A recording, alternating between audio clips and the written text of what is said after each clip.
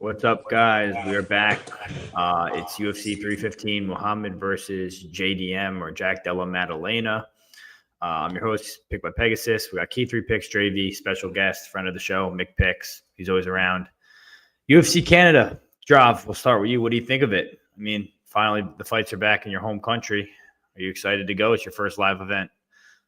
Yeah, bro, it's been a long time, so I think the crowd's going to go crazy. And for the fights, I mean, it's not the best fights, but I think there's some good matchup. And there's some fighters on this particular card that we're going to talk about that I've been very high on for a long time. And now they're in big fights, and there's two of them. So very excited to talk about it and see them live. So yeah, man, it's a good one. And I'm pretty sure the crowd's going to go crazy because of how long it's been since we've been there. So very excited, man. Yeah, definitely. Mick Picks, what do you think of this one? Yeah, I mean, we were just talking about it. I think that it's a sleeper card. You know, the more you look into it, the more like, wow, there's some banger matchups here. How long has it been since the UFC's been back in Montreal? I think it's 10 years or something like that. It was when GSP was like the champion. Damn. Well, fans gonna be jacked up. Yeah, that's gonna be wild. What was it in Vancouver last time, right? Yeah, but it was not Montreal, right? It was like, yeah, I think it was Vancouver. Yeah, I think it was Vancouver. Yeah, it's gonna be pretty cool. What's happening, Champs Bet? Thanks for joining us. My boy Finesse, what's happening, bro? Liam, what's going on? Dixon, what's happening, bro? Rad, what's happening? Yeah, I agree. I just looked at the topology earlier and I was like, damn, I didn't even notice there was only 12 fights, not 14 for a pay-per-view. It's kind of crazy. I was kind of bummed at the replacement for BSD. Me too. You never know. Like, did he? Like, everyone's like shitting on him for turning down, like, you know, Rebecca and you know all these other guys. But like, was it his decision? You know, we don't know what the UFC kind of planned out with that one. He didn't refuse Gamrot, he said. And also, but you got to think about it from his shoes too. He's on a loss. Another loss on his record pushes him back even further at this rate. Yeah. So you got to be careful with what you do at that point, you know. What's happening in Fight Talk? What's going on? Sorry about the Peruvian collateral from this past weekend. Your boy Marcos didn't perform. Nothing we could do about that. Didn't even win a round, bro. Oh my god. Round one was close. And also, Montel Jackson's got to fix his takedown defense because getting taken down is embarrassing. Very. Marcos couldn't even strike with him. You need to wrestle his ass. I'm surprised he got takedowns, bro. I am so surprised he got takedowns. I mean, he landed less than 20 strikes. Yeah. It is what it is. Get into this card, though. First fight of the night we have is... I gotta do this fucking shit. Is he, though? I don't know. I'm not sold on him yet, to be honest. I mean, bro, insane power, good wrestling, athlete, physical freak, durable. The fade is going to be tremendous. Yeah, you just lost a couple of units trying to fade him. I'll be back there. I'll be back there next time, depending on the opponent, especially if they can wrestle. That's besides the point. Let's get into this card. First fight of the night, Brad Superman Katona. He's the Canadian. He's 14-4, 33, 5'6", 64.5-inch reach. He is fighting Bekzat Almakhan. He is the street beefs fighter from Kazakhstan, known mostly for knocking down Umar in round one and then losing the whole entire rest of the fight that people forget about. He's 27, 5'7", 68-inch reach. Odds in these two gentlemen, you can get Brad Katona anywhere from plus 140 to plus 152.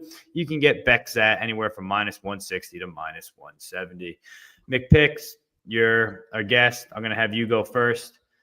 I mean, I think this line is just crazy disrespectful to Katona, honestly. I'm so shocked he's a dog. I'm just pissed I missed the early opening price. What do you think?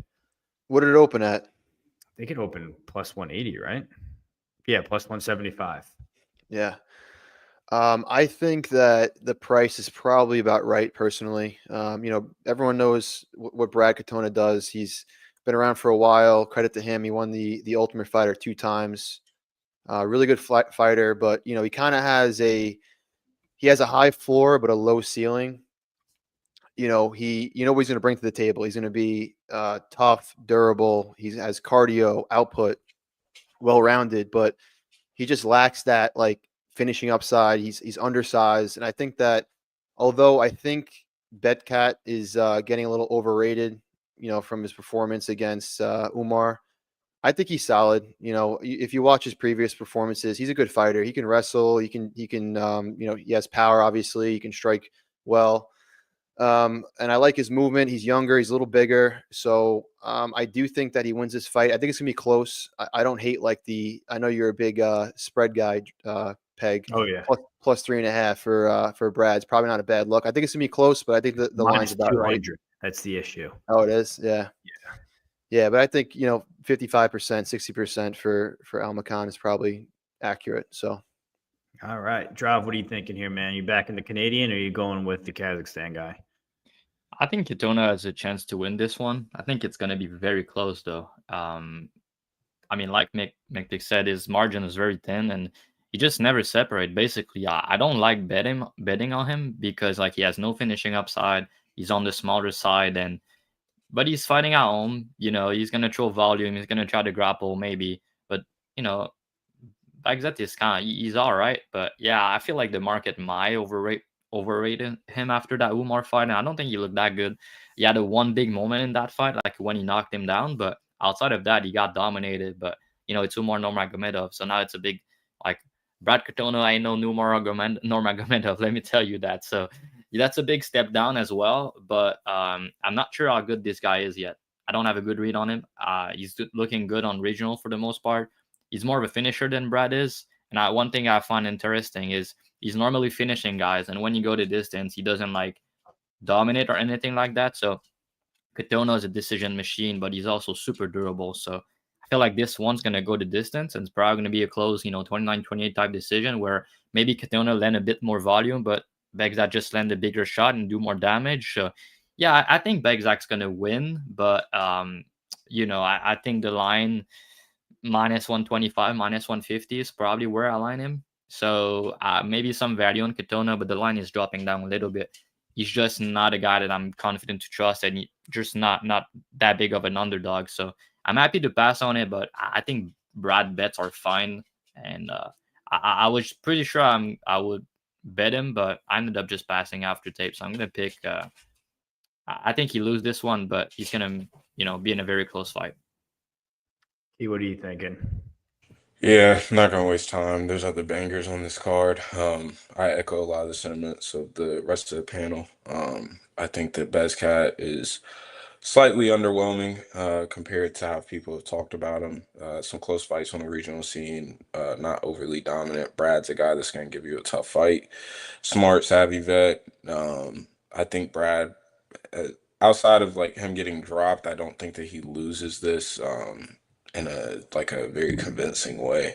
So I have to say that Brad's the side from a betting standpoint, but feeling like you're just going to be in a close fight regardless, at plus 150 or up, I think that's a decent bet. But for me, it's a pass as of right now. I may get around, just depends on how this line moves. Yeah, I tend to agree as well. I targeted him for spread of the week early on, but like I said, I would be happy to take Brad plus 160, plus 170. Current line, I mean, I don't hate it. I'm definitely Brad or pass here. I watching that first fight against Umar doesn't really speak much to me, I don't think at all for Bekzat, and we know what you're getting with Brad Katona at least. So that's my takes on it. But comments real quick. Champs likes Katona as well. Yeah, you guys did miss that sub 3 prop. It was kind of close. Let's see. We got Katona, nightmare matchup for the dude. Yeah, I think he could outpace him too. Brad decision seems fine. I saw someone posted the line for split decision. I don't know where it was. I don't mind a Brad split decision line. Yeah. Pillow hands over 2.5 is probably a lock. Yeah, I agree. I don't see Brad Katona getting knocked out either, so that's fine. But how chalky is the over? I don't even know. It's probably pretty chalked. Let's take a look here. It is, over 2.5 is minus 350. I'm good on that. Next fight, Willie Cat, Daniel Santos versus Jung Lee. the Korean Tiger. Daniel Santos is fighting up a weight class. This is at 145. He's 11-2. He's 30 years old. He's 5'7" with a 67.5-inch reach. Jung Lee, 11-2, 29, 5'10", 73-inch reach. Odds of these two gentlemen, straight pick 'em right now, minus 110 apiece. Lee did open as the underdog at plus 160, and now he's minus 115. So some steam is coming on him. Do you get why the steam has come in and picked Jung Lee? Is the size advantage going to be that big for Daniel Santos, you think, Drav? Or do you think, or he's not even here. Do you think that key? Yeah, or I'm do you here. think Daniel Santos is just the better fighter? It's a hard fight to call because, I've tried to bet against Daniel Santos with Davy Grant when he was an underdog. But here it's tricky because Santos basically put out in every fight in his last couple fights, right? So injuries and stuff like that, potentially. He has not fought in almost 2 years. And now he's moving up a weight class, going up to 145 against a guy that's going to be much bigger than him. And, the reach and the size advantage for Lee is kind of massive here. And at the same time, it's like Daniel Santos' style in the cage, like Karabikio and walk forward like a maniac, shooter box style. It's the type of style that I feel like you got to be in the cage. Like if he is not in the cage and is not himself for some reasons, he's not going to look good. And his wrestling, grappling, how is that going to translate up a weight class? I don't really know about it. So for me here, I understand the line movement on Lee. I think he was the side when he was the underdog, but now closer to pick him, I think it's probably accurate. But Lee last fight is kind of it was crazy. And if they do the same thing here, I'm not sure who's gonna win, but I feel like he's gonna learn from that and be a little bit different here. And I've seen him grapple, I've seen him strike. I think he's pretty good, decent power, and also, like I said, the bigger fighter. So I don't know. For me, I'm not even sure who I'm gonna pick in this fight. I guess I'm gonna pick Santos still because I feel like he has more upside in the UFC long term because of his style. He's like the mini Charles Oliveira, the way he fights. So I like that. But at 145, though, I'm really not sure. So yeah, I'm gonna pick Santos. But I think the line movement and when Lee was a big dog was justified. Pick him kind of makes sense. Maybe Santos minus 120, minus 125, but it's a fight where I'm very excited to watch as a fan, though. But yeah, I'm gonna pick Santos to get it done. Yeah, I think so as well. I like the pace of Santos and the pressure. I like the striking there. We've seen Lee get cracked before. I don't really think there's going to be a crazy amount of grappling here, to be honest, just because I think Lee grapples a lot at that camp over there at Siege MMA with DeFranco. But yeah, I don't mind Willie Cat up a weight class. Honestly, it's short notice for both guys. Seems pretty fine. Like Drav made the parallel to the shoot box style. I think as long as he can get inside the range of Lee, he won't have an issue. But that'll be the test there. I don't mind watching round one and trying to get a live line. I think Lee probably has the upside early and Santos cooks him late. So that's kind of where I think. What do you got, McPicks? I think the circumstances surrounding this fight kind of favor a guy like Lee. He's number one. He's had a full camp. He's had a bunch of opponents drop out, but he's got the full camp, and it's his natural weight class. He's gonna be a lot bigger than Willie Cat Santos. I don't know what's going on with Santos. Like he's not like this giant bantamweight. He's pulled out of so many fights. He's been riddled with injuries, and it's not like he's like ripped at 135. Like he looks like he's got a little fat on him at 135. So, but Santos is not the type of guy you want to rush to the betting window to fade. The dude is well rounded, comes out of a good camp. He's a pressure fighter, good cardio. He can be hurt, but he can recover well. He's gonna fight for your money if you're backing him. But I think just because of the short notice nature, I'm gonna favor Lee. Lee's also good. He's a good cardio, a lot of power, and yeah, I like his camp as well that he's coming from. So I think the line should be close, but I'm gonna go with Lee mainly because he's got a full notice here and he's the bigger fighter and he's ripped too. He's Jack, bro. Are they show muscles or are they go muscles? That's what you got to find out, right? Key, what are you thinking? Yeah, past fight. just unsure what I'm getting in Santos. The last time we saw him fight a real fighter was 2022. I mean, I don't count Johnny Munoz as a real fighter. I think that Santos is good from what we know. Pulling out of this many fights is just unreal. I think he's one for five in his last five bookings. I mean, that's insane. I just don't understand. I think Lee is decent. He just got memed against Hyder Emil. But we also don't know a shit ton about him. Asian MMA scene, and then Blake Builder as your one UFC win. I'll pass. There's a show me fight. It'll be interesting to see. But I think McPix makes some good points with Lee having a full camp. A lot of this being beneficial for him. So for me, it's a pass. I saw Glimbot mention the under in the comments. I don't think that's a bad look because Minus if you look at 120. their what was that? It's minus 120. I don't mind it either, honestly. That's not bad. If you look at their previous opponents, like with Lee Yijia, that was a bit of a war, but Yijia was holding him against the cage. Blake Builder, kind of same thing, trying to grapple him. Hyder Emil and Lee just clashed in the middle right away. Pretty much, yeah. And Santos is going to pressure.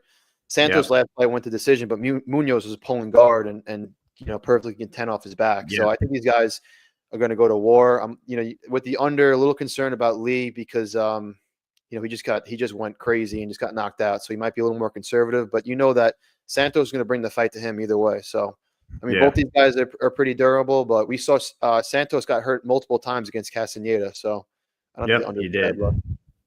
He also kind of gassed towards the end of that fight too. Yeah. So he could take the door as well. Let's see. This comment, still trying to figure out who EO is, but you could use your imagination while they call me Pegasus, bro. Santos breaks this dude in round 2. Yeah, I think he could. It's a possibility. Lee, there is a huge size difference here. I agree. I think the reach and also the long jab of Lee could definitely cause an issue. Obviously, Santino always wants a takedown. I mean, that's all he wants most of the time. Agreed. Yeah, I agree on all those statements. Next fight, Marc-Andre Barriault, the power bar versus Bruno Silva. Bruno Silva, 23-12-0. He is 1-4 in his last 5. He's 35, 6 feet tall, 74-inch reach. We don't even know if he's interested in fighting anymore. MAB is 16-9. He's 2-3 in his last 5. He's 35, 6'1", 74-inch reach. Odds of these gentlemen, MAB is anywhere from minus 140 to minus 185, which is kind of wide, probably like minus 165 realistically. Bruno Silva anywhere from plus 120 to plus 145. Key, I'm going to have you go first. I mean, this is like me personally, when I first saw this matchup, I was like, either buy low on power bar with pressure or his chin's actually gone and Bruno Silva may finally find the KO. Like if this was Bruno Silva years ago, I would have played the KO for Bruno Silva. So what do you think? Yeah, MAB is my guy. I feel a little bit of bias. I'm not gonna lie. He's been a money printer for me. Back Joe Pyfer, Chris Curtis, and had MAB versus Anders. Pyfer KO printed. I think that here we're watching two completely washed guys. I mean, Silva's in between fights talking about how his anxiety's so bad that he just didn't even want to be in there in some of these fights, and it's just been pretty much like completely mailing it in. MAB is washed. His chin is not what it was. And I refuse to believe that it's going to magically come back to him being able to just put himself in wars. These styles don't age well. We know that. Whenever you walk forward and you're a guy that pretty much has no regard for head movement and is just willing to drag you into deep waters on the feet and just try to melt people, we know that these guys don't age well. And so I'm not expecting for MAB to be magically refreshed here. Bruno Silva has the power to knock him out. For me, due to the age, durability concerns, unsure if Bruno Silva is taking this serious, if he just wants a last paycheck. Like, there's a lot of questionable things and tangible stuff that I just can't get a read on here. So for that reason, I pick MAB. He's my guy, but it's going to be a pass for me. Draw, what are you thinking? Are you backing your fellow Canadian here? Or do you think Blondado finds this knockout? Yeah, I think McAndre should get it done. But with that said, man, I mean, watching tapes, this fight was a clear pass to me. I don't know how you can be confident on a side or another. But I'll say, though, McAndre got cracked and knocked out, right? Back to back. It was bad look, don't get me wrong. But the guy want to fight. The guy want to win. You want to be in there. There's no doubt about that, right? On the other end, it's like Bruno Silva. Like, yeah, he didn't get KO'd in his last fight like McAndre did, but I mean, the guy don't want to be in there. He look washed. He look terrible. I don't know, man. This guy just doesn't look to be good in the cage anymore. Like against Chris Weidman, I faded him there. He was a big favorite, but then in his last fight and all these other fights, he looks so bad. Like he don't want to be in there. So it's like, could he crack Barrio? Yeah, he could. But outside of that, man, I mean, if the fight goes deeper, you're gonna have a guy who wants to win and it's gonna push a pace that's gonna be in your face and it's gonna be at home fighting in front of his hometown. And Barrio is from there. Like he's a guy from Quebec, so the crowd's gonna go crazy for him when he goes into that arena. So I don't know. I feel like McAndre has more to prove at this point. I think he has more willing to win. And it could be the difference here. And I think Bruno Silva, as the fight extends, I don't trust him as much as I trust McAndre. So I think Barrio has just more ways to win in this one and more will to win. But could he get KO'd? Yeah, obviously he could. But I kind of want to fade that and go on him. And I'm going to be rooting for him. I hope he don't get KO'd in my face, bro. Me and my girlfriend's not going to be happy about it. So yeah, I'm going to be rooting for him. And yeah, I do think bias aside, I think he gets it done. Wait, who do you think your girlfriend wants to win? McAndre, obviously. And you're thinking Silva? No, you don't listen when I'm talking. You're doing other stuff. That's why you're smiling and shit. You're not even listening when we're talking. But yeah, I picked Barrio, and I just explained why. Peg, what are you doing over there? Come on. Yeah, we want to know because you're smiling. He's DMing EO, bro. Him and EO are like talking in a separate chat right now. Big pick. What do you think for this one? So this is actually the only fight that I didn't get to fully look into, but for the reason why you guys mentioned, both these guys are at the, kind of tail end of their careers. They're both outside their prime. Bruno Silva's just looked disinterested of late. Marc-Andre Barrio, a guy who's been known for his durability, he's been getting knocked out and by guys who are not really known for their power. But if there is a finish, I do think it comes from the Silva side, and if it's a decision, it goes to the decision. I do think it comes from the MAB side. But I got to look into this one a little more. But I would pick. I would definitely choose Barrio. He's home. He's going to fight for your money. He's got good cardio, crazy good work rate, and I usually like backing him with my money too. So, but I got to look into this one a little more.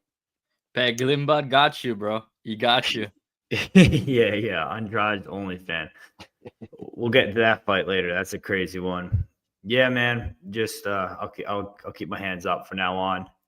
Drive, they're happy you're cooking me for not paying attention to your breakdowns. Yeah, we haven't also. I'll go on this one too. I think MAB is the side here. Am I going to bet it? Absolutely not. We haven't really seen Bruno Silva get a knockout in a long time, and he hasn't looked the same as he used to since the Pereira fight. So. Yeah, I think it's got to be MAB or pass here, but I'm not interested in betting that, to be totally honest with you. Someone said, yeah, here it is. Buy low price.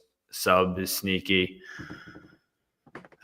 I don't know about that. I don't think he finds a sub. I think MAB decision is probably not a bad look, to be honest. I don't know what the fuck. What is this guy even saying? He asked me if I'm going to the UFC this weekend. So yeah, I'm going to the event. Oui, je vais aller. Je vais être là à Montréal en fin de semaine. Ça va être débile pour mes Français qui écoutent. Dude, such an ugly language, bro. Such an ugly language. Shut up, bro. What about language of love, my friend? Maybe late finish. Maybe. Yeah, I mean, you usually cook guys late, so. Yeah, maybe round 3. I wonder what the round 3 prop's gonna look like. What does this mean? Discord, I think he means. Oh yeah, we got a Discord, guys. By the way, that was the announcement we didn't make yet, but we have a Discord now for you guys to all talk, chat with us. Anything it is, links down below. Yo, you got everyone speaking gibberish in here now. This is fucking crazy. Next fight, Navajo Stirling versus Ivan Erslan. Ivan Erslan, 14-4, 33, 6'2", 72-inch reach. Navajo Stirling, 6-0, 27, 6'4", 79-inch reach. Odds in these two gentlemen, you can get Ivan anywhere from plus 225 to plus 240. You can get Navajo Stirling anywhere from minus 265 to minus 300. Let's see. Mick Picks, I'm going to have you go first here. We know Navajo Stirling just got a hair transplant recently. Guys who get hair transplants either go one way in their career or the other. They either go on a win streak or a losing streak. How do you think this goes for Navajo Stirling? You think he can find the kickboxing and knock out Ivan early, or is Ivan going to cage push him? Yeah, I think it's a good stylistic matchup for Stirling. You know, he's still green, but he's young, he's huge, and obviously a really good kickboxer. And he's getting a boxing-heavy fighter in Erslan, so it's a good matchup for him. You know, Erslan's nothing impressive. He has power, but overall he's low output, and I think he's just underwhelming to begin with. You know, he's been knocked out, and I've seen him hurt on multiple occasions, even on the regional scene. So I just I think that Stirling knocks him out at some point. But I don't know how it is for you guys, but in New York, you can't watch, like I have Fight Pass and I have ESPN. I can't watch the most recent fight for Stirling, like the fight when he fought Tokos. So I'm basing it off other things. Is that the same for you guys too? You can't watch the most recent Yeah, I fight? have that for a lot of fights. I have It's copyright issues. Like, you know, ESPN owns the rights to a lot of the videos, but you know, they're not uploading them. There's like I mean, they're illegal, but there's websites with them. You just gotta type in on Google. You could go to ESPN, click their profile, and then go to the card they're on. You just have to click like main card or prelim and kind of just pull your bar all the way through the whole main For event. a couple cards, it's just strictly will say highlights. Like You can't rewatch it. Yeah. Vanessa Books is from the Bronx. What do you know about the BX, bro? What do you know about the BX? Yeah, I think this is a clear setup spot for Navajo Stirling. I do think that everyone's going to – I think people were betting, and a lot of people were talking about the under earlier this week. I don't think it – I think it's a round 2 or round 3 KO. I like the under on the early line. I think it opened like kind of low. I thought it was at least, but I think the over here is fine. I think we've seen Ivan Erslan cage push and try and get that game going. I think he knows that's what he's going to do. If what was his name? Tokos is able to drag you out to a decision, I think this guy's going to be able to do the same thing. But I think the KO comes in round 2, round 3 probably. Key, what are you thinking here?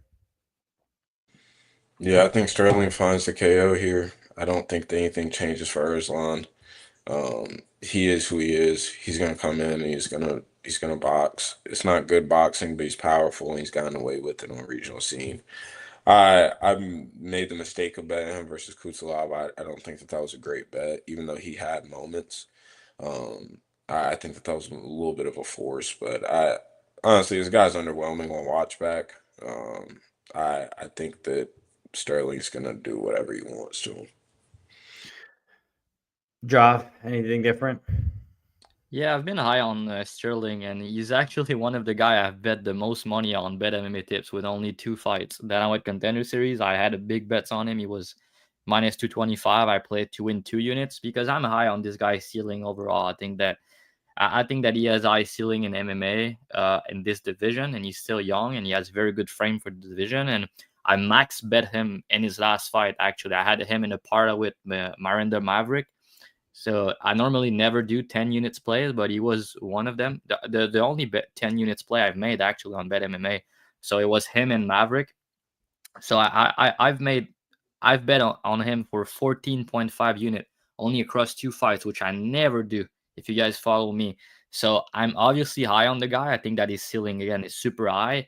And I think this is a good matchup for him because Ivan is just not a good wrestler. He never shoot takedowns. And they're gonna strike. And like you guys said, he's more so of a boxer, but also he get hurt a lot on regional. And I think here Stirling is kind of a sniper, and people don't know, but the guy he knocked out on Dana White Contender Series, Philippe Plateau, I've listened to a lot of. I've watched a ton of tapes for Latius, and let me tell you something. This guy is very, very durable. He has very good chin. He was a very good kickboxer, and I think Latius was a harder matchup than like Ivan Erslan or even his UFC debut. He didn't look that good in his last fight, though. I'll say that. But sometimes when there's your debut, you don't look as good, and we know that. So I feel like now he's gonna be all right, and he's gonna probably find a kill shot. I'm not sure if I want to bet this fight. Maybe the KO because it's almost plus money. Maybe just stay away. But the line is dropping down. People seems to like Ivan here. But yeah, I think Stirling is very good, and I don't think he's gonna lose his O. But let me tell you something. If you've been betting on the undefeated fighter this year, you're probably down money. So yeah, probably a good stay away fight. Just watch and enjoy. But I think Stirling win. I think the price could be a bit wider personally. All right, do the comments real quick here. What's correct in French? Yeah, I've answered to him in the comments. All right, gotcha. There, hot take Erslan by decision. Stinks. I mean, he doesn't sting. He's all right for a light heavyweight, but like he's just not like a top 15, top 20 UFC light heavyweight. And Yo, he's let's a go regional Knicks. type fighter. He's all right. He doesn't like stink. He has big power and good boxing, but outside of that, he doesn't have anything basically. Go the distance, sneaky. I think later finish is fine. Sterling ITD minus 105. I mean, I don't hate that, to be honest. I don't mind. Seems square, but seems fine. That's fair. Yeah. And then, What's up, Kyle? What up, fellas? What's happening, Kyle? All right. Next fight here we got is Aiemann Cutelaba versus Modestas Bukauskas. Oh, he's starting early. No, this has been good for me so far, bro. We're on the. We're not even on the main card yet, yo. Chill with that. Yeah, crazy shit. Aiemann Cutelaba versus Modestas Bukauskas. 19 and Ion 19 and 10, 31, 6'1", 75-inch reach. Modestas is 17 and 6. He's 31, 6'3", 78-inch reach. Odds in these two gentlemen, I think it was kind of close. Yeah, it's a pick 'em. Minus 110 apiece. Some guys you can get plus 100 on Modestas. Other books you can get plus 100 on Aiemann Cutelaba. So, Drav, I'm going to have you go first. I mean, we were all big on Aiemann Cutelaba last fight when he fought, who was the scrub? Erslan. Yeah, you tell me and Key on that one. I remember. Yeah, either way, we watched. I thought he got the sub. That was the one he got Not the to be sub, confused right? with Ivan Erslan. Huh? His last opponent. I'm more flustered by this. This kid says he's from the Bronx and he's a fucking Celtics fan. Still out. We don't accept you, bro. That's crazy. But either way, Drav, what do you think here, man? Aiemann Cutelaba, he's kind of looked like he's been putting it together lately. He's actually grappling, kind of fighting a little smarter. He's obviously got power. What do you think? You know what? I think fuck this fight, betting wise. Okay. I know some people in here probably have a stronger read than me, but I've looked into it. I think Cutelaba's the side, but it's weird because I've made my money on him in his last fight. Like I bet him pretty big. I was very confident going in. And now at this fight, I could make similar argument that I've made the last time, but the line is not that the line is not like what it was last time. And I just feel like Modesta could potentially make this fight very tricky at distance with his kicks and just outpoint him. But I do think Ion has more upside in the matchup in the sense that he has all the grappling upside. He hit hard. We've seen Modesta getting knocked out in the UFC. So I think that Ion probably has grappling upside and more finishing upside. So I understand people betting him, especially when he was the dog. But I think pick him kind of makes sense because I could see Modesta, defending takedowns, landing the better shot at distance, just outpointing him. He's the better technical striker of the two, and it's also in the big cage. And I feel that feel Modesta more. But looking into level of competition, like it's the wins of Modesta compared to the resumes of Jan, it's very like it's a big difference. So there's no way I could bet Modesta, especially when it was chalk. But yeah, I think it should be close to a pick 'em. But yeah, I think Cutelaba is gonna get it done. I just don't have a strong read to make a bet personally. But I think McPix, you might have a better read than me on this one. So if you want to go next, you can go ahead. Gotcha. Yeah, I was saying earlier, Ion Cutelaba fought Ibo Aslan his last time out, and then before that he fought Ivan Erslan. So Yes, shit's correct. confusing.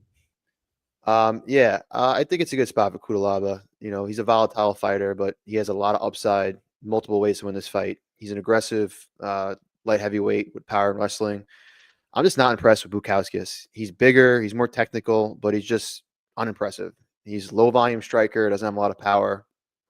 And he hasn't really fought many grapplers, and I don't think he has the best takedown defense or get-up game.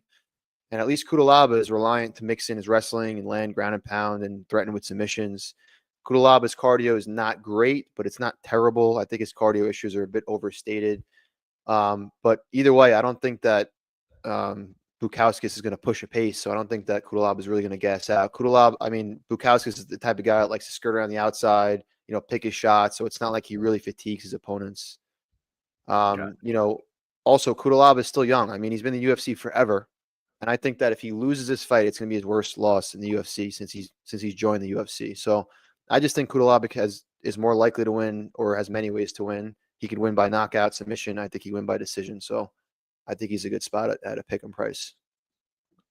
Yeah, I tend to agree with you. I think, honestly, like I said before, he's been looking better. He hasn't been, I guess, looking worse in his career. He's been looking better here.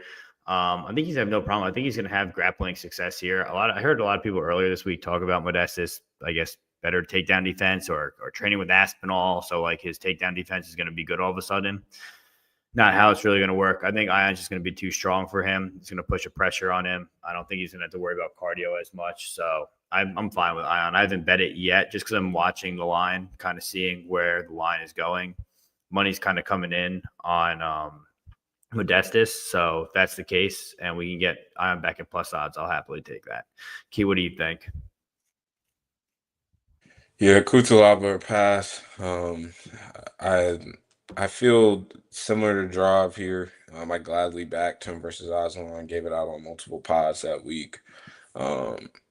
Bukauskas, he's just there. I know that it all of a sudden it looks like he's like aggressive now, but he fought, two of the most harmless people, and even in the Proximo fight, he managed to get fucking high kicked in the pocket, which was hilarious.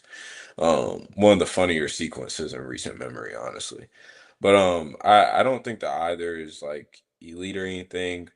Cutelaba has more chance to look like a wide favorite here. It's just Bukauskas has better process and is a smarter fighter and is going to have free leg kicks, as does everybody against Cutelaba. So that kind of makes me slow to hit the button on Cutelaba, but the upside is there. But for whatever reason, I'm just feeling way different about this compared to Aslan. And again, the numbers also much different. So for me, as of right now, it's a pass. If Cutelaba were to go dog money, real dog money, somehow I might get involved. But pass as of right now for me. All right. Do comments real quick. Guys, by the way, like, comment, subscribe. We appreciate it. You guys do all that. We have a post on Twitter right now for our live video. Give that a retweet. Give that a like. Get that out there. Round 2, 14-1 against undefeated fighters this year.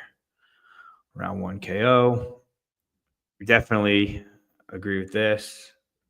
Champ, but I'll take Ion at plus odds. I will play him at plus odds if he gets there. Yeah, it makes sense. Nothing impressive there. All right. Girl fight. Jessica Andrade versus Jasmine Jasudavicius. Jasmine is 13-3. She's 36, 5'7", 68-inch reach. Jessica Andrade, 26-13, 33, 5'1", 62-inch reach. Odds in these two ladies, you can get Andrade anywhere from plus 250 to plus 230. You can get Jasmine Jasudavicius anywhere from minus 275 to minus 300. decent level girls MMA, we'll call it. Key, what do you think? I think we can stamp this as high level. I'm not gonna lie. I think we can stamp this as high level. Okay. All right. Jazz has honestly completely surprised me at this UFC career that she's built out. She's a savage. I mean, she has a real, like, a solid resume. It's not like she's just beating up complete bums every fight. Like, she has a real solid resume. I do think that this is not a great matchup for her because I do think that Andrade is one of the few girls who has the power to truly make her pay for all the mistakes that she makes striking. But Andrade has been awful against grapplers. Past her days. I backed Andrade against Marina Rodriguez. For me, I personally just don't. I think that the size and physicality difference is going to be pretty wide here. I mean, Jazz is just a fucking horse. And it seems like she must be absolute hell on top. And initially, I'll be honest, I didn't rate her top game like super high, especially early on. But I mean, she's just gotten better and better on the mat each and every fight. Like, just improvement after improvement. She knows who she is. She knows what she has to do to win fights. I'm honestly just overall like very impressed. And it's not like she came into the UFC young. I believe she's like 36 now. So it's not like she came into UFC young. She's carved out a real career. Salute to her. I do think that she gets it done here, pick wise. I don't think that there's value on this line because, like I said, Andrade, and I see it's -3. Yeah, I'm touching -300 now. I think that that's a little crazy. Andrade is, like I said, one of the few women on planet Earth who has one punch knockout power, and I believe can make Jazz pay. And so I don't see Jazz just eating and walking through Andrade's shots for 15 minutes. So I think that she'll have early grappling success and be able to win. But Andrade I don't rate a slouch even at this stage of her career. I don't rate her as a slouch at all. And for what it's worth, all the divorce shit, and she was talking about the bad management and just taking fights for the money on short notice, blah blah blah, for that whole skid. So I don't think that she's just completely washed or anything. I think that she's still a formidable opponent in this division at this level. And this is a honestly good matchmaking, but -300 is just too wide for me to get down on. It's kind of crazy that she's also 33 years old. You would think Jessica Andrade is older, being how long she's been around the block. That was kind of something that stood out to me when I was watching. I kind of thought she was older, but she's 3 years younger. I don't know. I like the Jasudavicius spot. She does fight well in Canada. And like I said, I like how she brings the fight to girls. This could be an issue, like Key said, with the counter shots of just like Andrade, but I really think it's got to be KO or bust for Andrade here. I think Jazz is -300 for a reason. Not necessarily sure she finds a finish. I feel like we've kind of seen Andrade quit a little bit in some fights recently. One that comes to mind was, I think it was the Suarez fight. I kind of thought that one was a little like just fell down and just took it. But I mean, she got caught in a guillotine. She has Suarez as that patchy mixed guillotine. So yeah, how did that work out for her? Drav, what do you think for this fight? We eat good off that. I think we all four of us bet Weili Zhang. So yeah, we did. But what do you think? I mean, it's a very good fight and one of probably the best fight on the card. Like, I really like this one. And an angle I find interesting, and I'm curious to know what you guys think about it, is basically I agree with Key breakdown, but the only difference I'll make is I think Jasmine used her cardio in her top game as a weapon, and she's vicious on top and could finish in round 2 and round 3. And the price kind of good for that. Like, you can get Jasmine plus 650 round 2, plus 1100 round 3. And I think that's decent look because of, her ground and pound on top is very good, and she's good at the crucifix position. And we've seen Jessica getting struck in this position, and she has good dart choke, and she has good ground game, like really good. And I think on top, she might just wreck her, really. And she's the type of girl that go crazy with the fan and gonna go crazy for a finish. She's not gonna go out there and just trying to win a decision. Like, that's just not what she does, especially in her last couple fights. So, and Andrade, like you guys mentioned, if the going gets tough, maybe at this point she's gonna be all right and just, call it a day. So I think Jasmine 2-3, and maybe even Jasmine KO 2-3, massive numbers. What you guys think about that? Do you guys like it? Yeah, I do. I think the main thing here is, like you guys mentioned, Key mentioned it first. Andrade, she struggles with grapplers. I don't know why she fights at flyweight. She should be fighting at strawweight. Andrade is 5'1", Jasmine's 5'7", and Andrade's going to struggle here with the if Jasmine can get takedowns, which I think she can. Even though to critique Jasmine, she's slow as shit. She really is. She's not the most athletic fighter, but if you give her a leg or a hip, she'll take you down. She's technical, really good top control.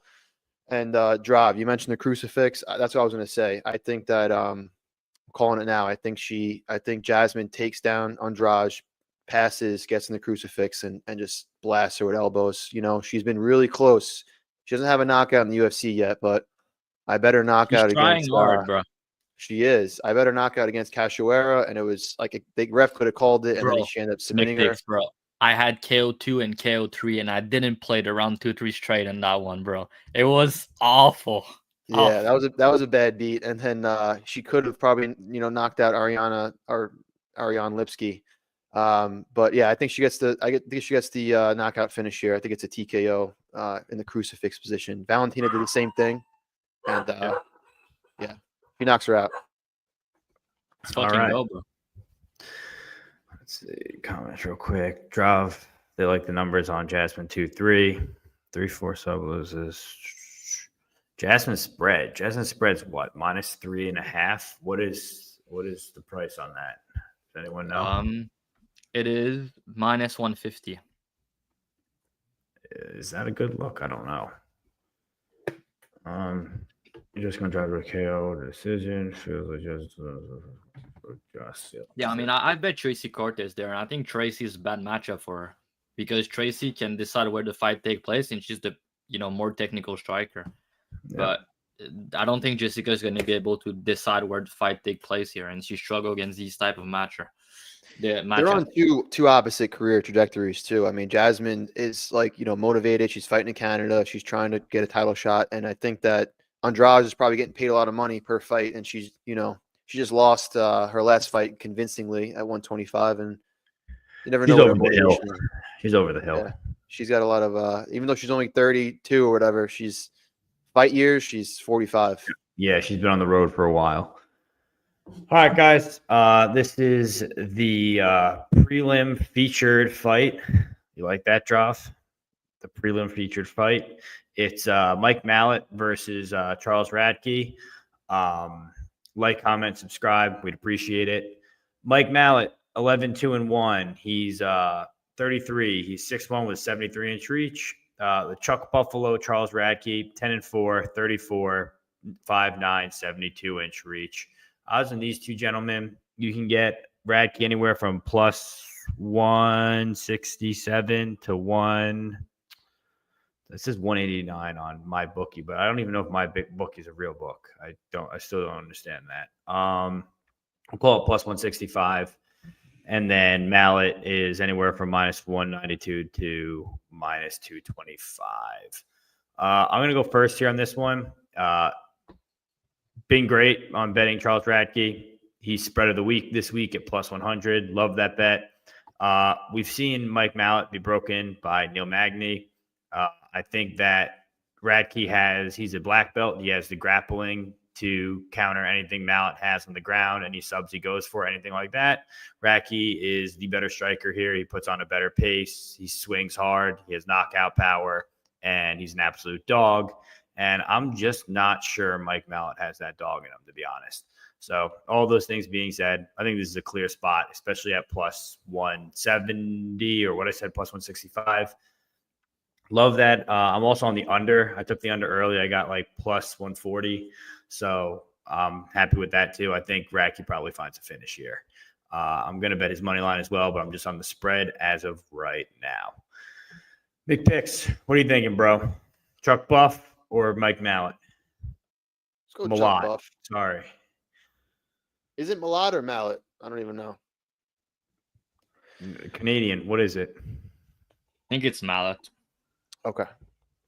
Yeah, I All right. like the spot for Radtke. You know, I know Malott is like Canada's prodigy, but I agree with you, Peg. He doesn't. I question his resolve. His like, even his fight against Neil Magny. You know, he could have probably toughed it out a little longer, or But Radtke, he's a well-rounded mixed martial artist. Big power in his hands, especially his left hook. You know, Malott is good. He's dangerous in his own right, but there are definitely some other red flags about him. You know, I question his durability. Like I said, I don't know how much of a dog he is.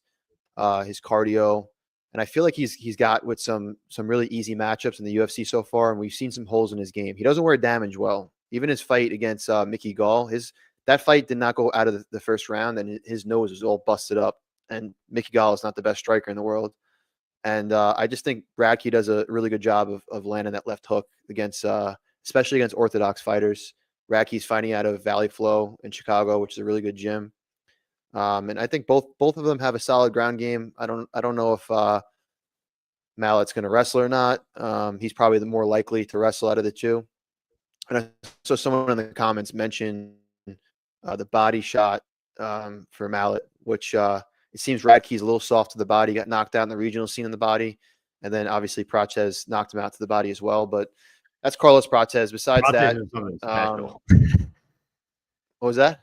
I said what Prates hit him with something special, bro. Yeah, that was nasty. That step in knee was nasty. So, yeah, I just think Radtke's going to knock him out, or he's just going to he's a tougher dude. I think he's going to, piece up Malott and really, really damage his face. So I'm going Radtke too. All right. Key, what are you thinking? Yeah, Radtke or pass. I think that this is I mean, if you're backing Malott at these odds, I don't really get it. I don't know what's the upside here. He's not fighting just straight bums anymore. I don't see a lot of upside here. I've always thought that he was kind of mid, kind of mad that I missed out on the fade of the century with Magny. But for me, I think that Malott is pretty meat and potatoes. I don't like guys who don't have a real jab and fill space well. And he doesn't do that, in my opinion. I think that body kicks are cool, but I really don't rate him too highly. And the BJJ here, I don't think the Radtke's amazing off his back or anything, but I don't see Radtke just getting wrestle fucked for 15. So No shot. for me, it's a pass. Do me a favor, answer this comment, and then, I could answer that. Hello. Thanks. Appreciate the comment. Drav, what do you got for this one? What was the comment? Can you show it again? Bonjour, my friends. Bonjour, what's up? And yeah, Mick Pix is a sharp dude on Twitter. If you guys don't follow him, you should follow him for sure. Yeah, I might disagree a little bit in the sense that I think Malott's gonna get it done, but I'm not gonna disagree in the sense that I think Radtke's the betting side. You know what I mean? I understand where you guys coming from, but to me, looking into this one, I think Malott's gonna outpoint him at distance with his kicks. And Radtke, it's not only the Prates fight; he got finished to the body on the regional as well, and he also lost minutes on the regional on bottom because guys trying to take him down. And Malott, to his credit, he's very good on top, and he has an opportunistic submission game. So I think he has potential to win minutes on top and potential to win the minutes on the feet with his kicks and goes to the body. But as the fight get deeper and, if it goes down to who has that dog in him, like you guys said, I got to trust Radtke. But I just feel like overall, Malott can probably decide where it take place and just win the minutes and probably catch him early. So I understand why he's a favorite, but I think the line is a bit wide. Like, I think it should be minus 150, maybe something around that. So that's why I don't mind dog shot on Radtke. But yeah, I'm picking Malott here. I think he has just more ways to win and more upside to decide, win minutes where the fight where he feel the most comfortable. But yeah, and not a strong opinion on it. I'll be rooting for him, but not a fight that I'm like passionate about betting wise. But you guys seems to have a stronger read than me. So if you guys like Radtke, you know, I'm not gonna knock it because I understand the angle, and he's been a guy I've made a good money on the UFC so far with his couple fights, and he's the type of fighter that I like to back as an underdog. So, All right. Let's do comments here. Will I have poutine? I don't even know where I could find it. What is that? Is that just gravy and cheese on top of French fries? Is that all that is? poutine is elite here in Quebec or in Montreal. So if you guys go into the event and you want to try a poutine, it's a really good. Yeah, basically it's like I said, fry with cheese on top with sauce. But the cheese on top, it's not like it's not normal cheese. It's like I don't even know how to say it in English, but it really fit the food. It's a basic food, but here in like Quebec or in Montreal, it's very good. But there's not all the places that have like very good poutine. But if you try one and it's very good, you're gonna be like, oh, all right, that's not like I know people in here that go into like travel to the States or whatever, and you can order some shit like that, but it's not like it's not even comparable. So yeah, if you guys want to try, if there's food and you can try a poutine in Quebec or Montreal, it's you can Google it, say like wrote on Google, I don't know, poutine from casse-croûte or something like that. You're gonna see what it look like. There's no meat in there. I would say have like rotisserie chicken or like ground beef or something. It's then you make like ground beef in there. I mean, there's a lot of custom poutine. Like you can, there's poutine with like bacon on it. There's poutine with like, you know, poutine General Tao. I don't even know how to say it in English, but basically there's like a lot of different poutine that you can try with a lot of different shit. But I can tell you guys, it's very good. Like, what is this? La meilleure poutine. I mean, basically, like les poutines de casse-croûte à Québec, il y en a beaucoup qui sont bonnes, mais la meilleure poutine que j'ai mangée, je sais même pas c'est où là. C'est peut-être au Tiwi à Saint-Raymond. C'est genre, c'est loin là quand même de Québec, mais c'est vraiment vraiment bon. Mais tu sais, il y en a plein quand même des bons. Un bon casse-croûte, normalement, tu te trompes pas là. These guys don't know what I'm talking about, so it's funny when. No. Yeah, it sounds like you got marbles in your mouth, bro. That's what it sounds like. I have a special talent, bro. I can speak 2 languages. Yeah, special talent. I'm eating a different type of poutine set. Yep, I like that. Love that. Huge American poutine fan for people who know what Fight Talk's talking about. We know Key knows too. Especially after Barcade. Yeah, dog. La banquise, ok, je connais pas. Ouais, c'est loin, c'est quand même loin, ça. God, if a guy like Dogfather speaking French dog, tells you all you need to know. Good. But yeah, trust me, you would like it. Like I don't know one guy in Quebec that I talk to that don't like a good poutine. Like I don't know anyone. Okay, let's move on to our next fight here. I think it's got to be this one. BSD versus Kyle Prepolec. Kyle Prepolec, 18-8, 35, 5. Bro, I got someone on Twitter. I don't even remember who it was, but he's like, bro, I can't wait for Peg to try to pronounce that name. What, Prepolec? Yeah, he was just Peg, you nailed it. Well, was it college? I think it was college. And then we got Benoit Saint-Denis, right, Trav?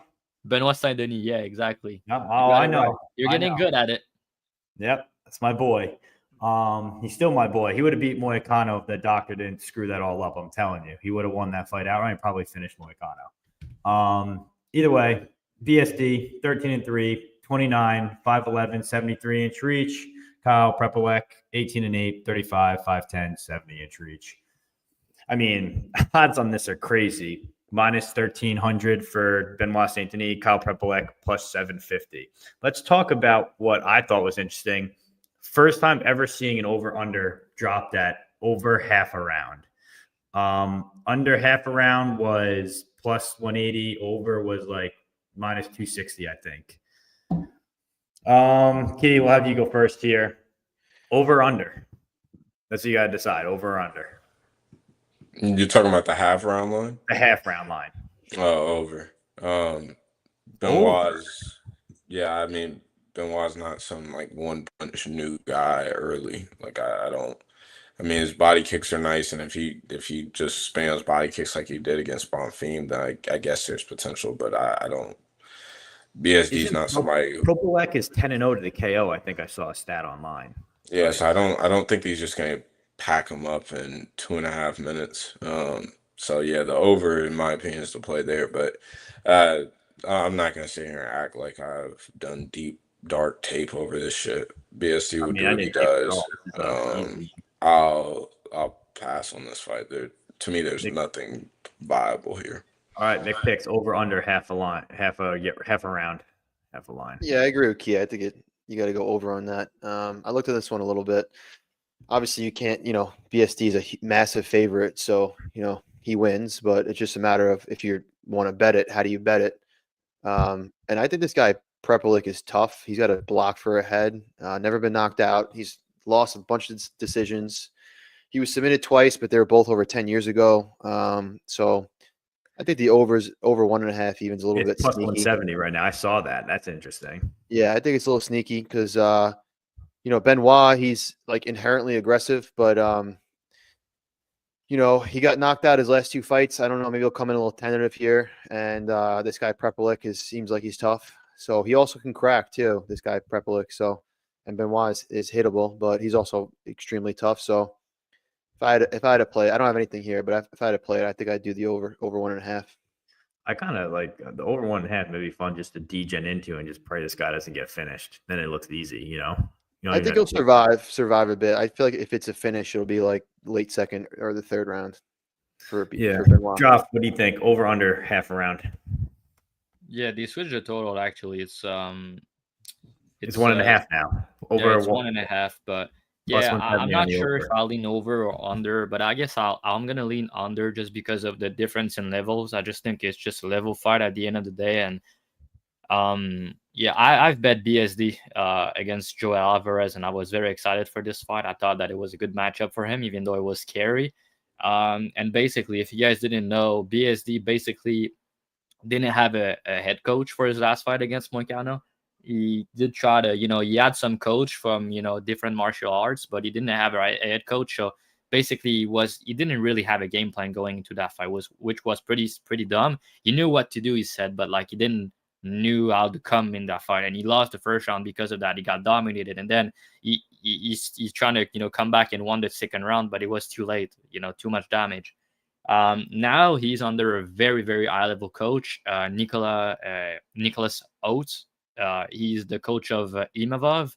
And I don't know if you guys remember, but Imavov used to train at MMA Factory with Cyril Gahn and all these guys with, Fernand Lopez. And then he decided to switch cam and go with under Nicholas as his head coach.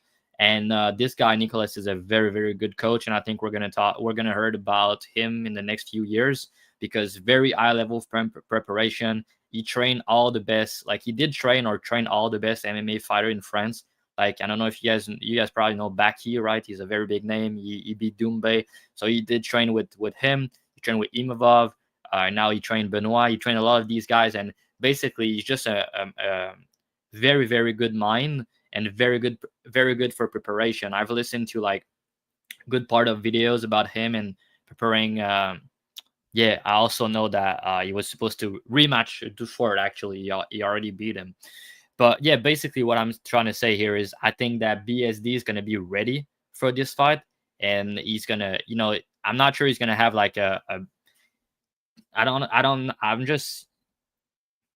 how to say it. It's weird to have a game plan here because he didn't train for this guy. He trained for Alvarez. But so what I'm trying to say is I think for this fight and the fights to come, he's going to be way more prepared than he was before, because BSD on his way to the top, he had a coach basically that was with him with all of his career, and he decided to go away from him and try to go with something else. So he had the Dustin Poirier fight where he had the staff going in, and then the Moicano fight where he had no head coach. And now he has a very good coach. He's been with him for months now, preparing and training hard, and he had a very good camp there. So I think he's going to be ready, even though it's a switch of opponent. So I like that moving forward for him. And I think here is just a level fight, basically. I agree with the odds. I think he should be a big favorite.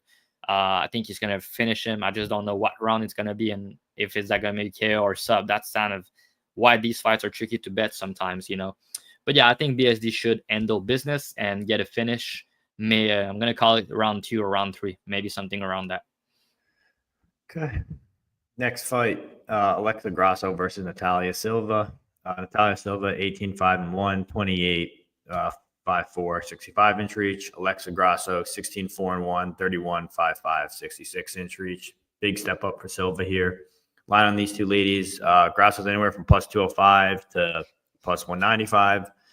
Silva's anywhere from minus 225 to minus 245. High-level girls fight here.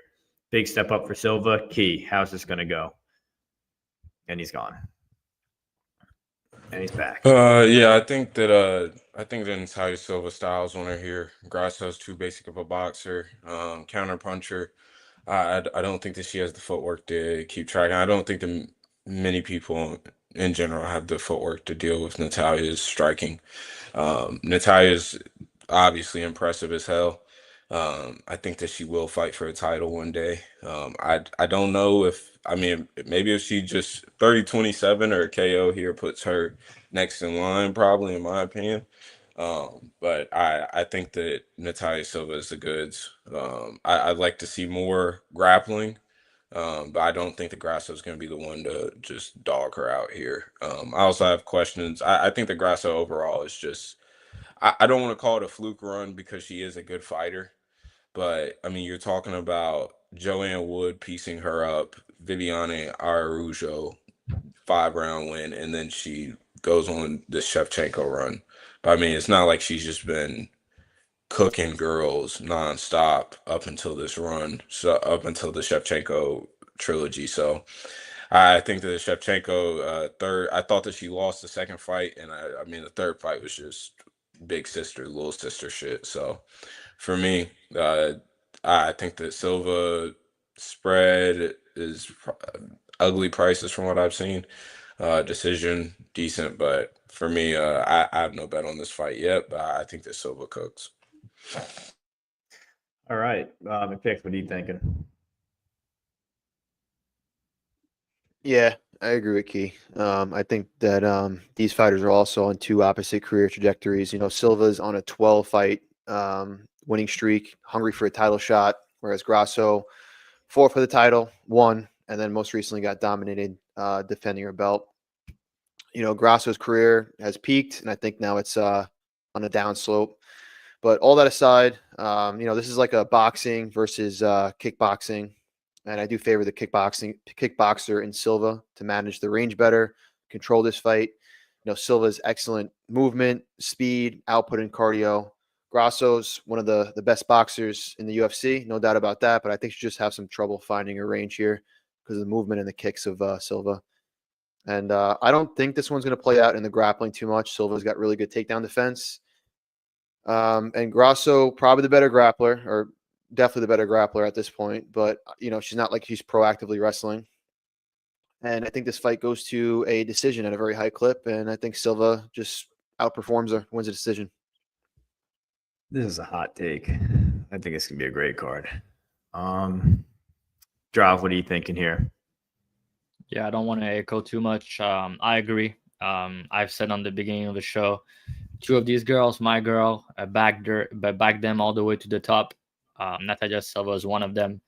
I've bet on her every fight except one fight I bet against her was Bleda. That's the only fight I bet against her. All the other fights I bet on her. I think she's the real deal. And I think the footwork and the volume is going to be the difference. And I think in this fight, Grasso is a good boxer. She's more so a counter boxer type shit. And that's going to be hard to try to counter Natalia footwork and kicks if she doesn't pressure and doesn't throw a lot of volume. So she's just going to get outwork over 15 minutes. And I think she's going to, you know, I think her best case is to win a round, basically. I don't think she's going to win the fight. I don't think she's going to finish. I don't think she's going to grapple. So, yeah, I think Natalia Silva is going to win by decision, either 29-28 or maybe 30-27. And then you guys probably know already that I'm on Manon because I post her as my free bet this week on Twitter, and I have a lot of engagement on it. But what I want to know and see after that is Natalia Silva versus Manon Fiorot, 5 rounds for the belt. to my girls going at it. And That would be a good fight. That would be a really very good fight. good fight. And I know who I will be on, and I'm not gonna say it. I'm gonna wait till it happens. But yeah, so I agree with everyone here. Silva's going to be a parlay leg for me this week. I have no problem with her at this price. I will say, if you do want to bet the Grasso side, I wouldn't bet the money line. I'd bet her spread at plus 3.5. I think it's minus 110 now, or I think it's plus 100 on some books. It seems fair to me. If she wins, she's definitely going to win a round. I also think she can win a round just because of how Silva's sometimes on her back foot. That being said, yeah, that's kind of how I look at it. I'm not going to reiterate what everyone else just said here. Next fight, Jose Aldo versus Aiemann Zahabi. Aiemann Zahabi is 12-2, 37, 5'8", 65-inch reach, 68.5-inch reach, rather. Jose Aldo, 32-9, allegedly 38 years old, 5'7", 70-inch reach. Odds on these two gentlemen. Aldo's minus 212 to 230. Minus, and Zahabi is anywhere from plus 182 to plus 175. I'll go first here. It wasn't that long ago that I went to war for Jose Aldo, and I'm ready to do it again here. I think this line is perfectly fine. If you go back and look at it, the guys that are beating Aldo are the guys that are kissing his nuts against the cage, that being Merab and Mario Batista. Batista deserves to be in jail, to be honest. He's a crook. He's a criminal for doing what he did.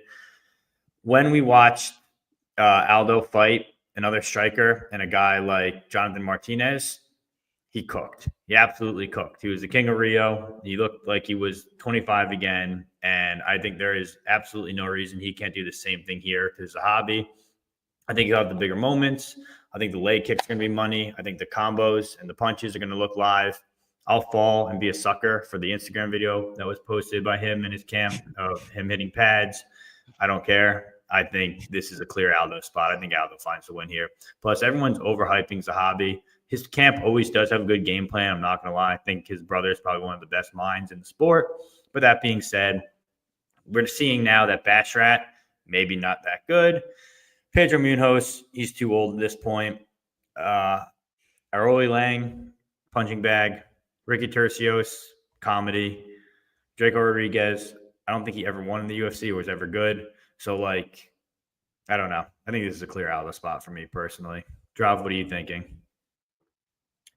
Yeah, I think you're maybe not reading this fight properly, because if you're comparing Zahabi to Jonathan Martinez in the striking, it's just, I'm sure he's gonna have something to say. No, about I just mean this guy that only like it's gonna be a striking fight. Like it's gonna be a fight on the feet. But it's not gonna be Jose Aldo is a master in the boxing, and Jonathan Martinez ends are not great. He's only a kicker, and Jose Aldo is elite at defending kicks. Sure, I agree.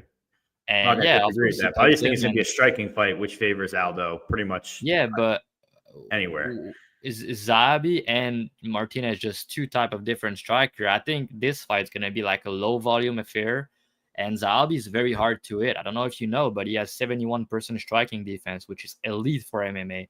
We don't see these numbers often in the UFC, and I don't know how you can be confident in Aldo at this stage in his career. I mean, he's 38. You can say, oh, but Zahabi is 37, but they're the mileage they have on their bodies not even comparable. Aldo's really like 45.